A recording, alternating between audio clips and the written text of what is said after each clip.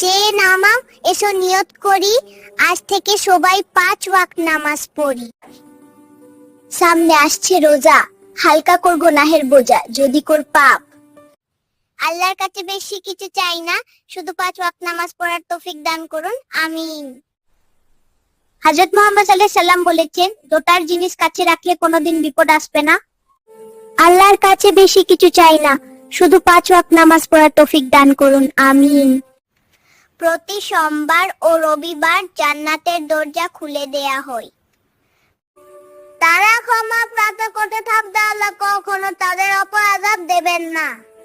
দৈনিক 5 ওয়াক্ত নামাজ আমাদেরকে সুখী ও স্বাস্থ্যবান করে তোলে।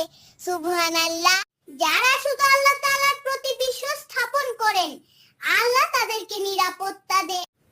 কাগজ দিয়ে অনেক কিছু তৈরি করা হয়, তার মধ্যে সবচেয়ে উত্তম মাল কোরআন। যেই মন তোমাকে ঘর থেকে মসজিদে নিতে পারে না, সেই মন তোমাকে কি করে কবর থেকে জান্নাতে নিবে? বেশি বেশি দোয়া করো, কেননা সিজদা হচ্ছে দোয়া কবুলের উপযুক্ত সময়। উত্তম আচরণ ও শ্রদ্ধা পাওয়ার সবচেয়ে বেশি অধিকারী হচ্ছেন মা। সেই মাকে কখনো কষ্ট দিও না। তুমি একে ভালোবাসবে, হাসরের ময়দানে তুমি তার সাথেই থাকবে।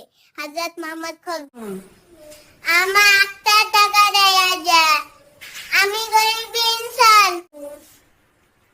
আমার দুগা ওয়াদানি মুসলিম আমার নাম, কুরআন আমার জান, নামাজ আমার গরি জানা, আমার বাড়ি আল্লাহ আমার নবী আমার সব।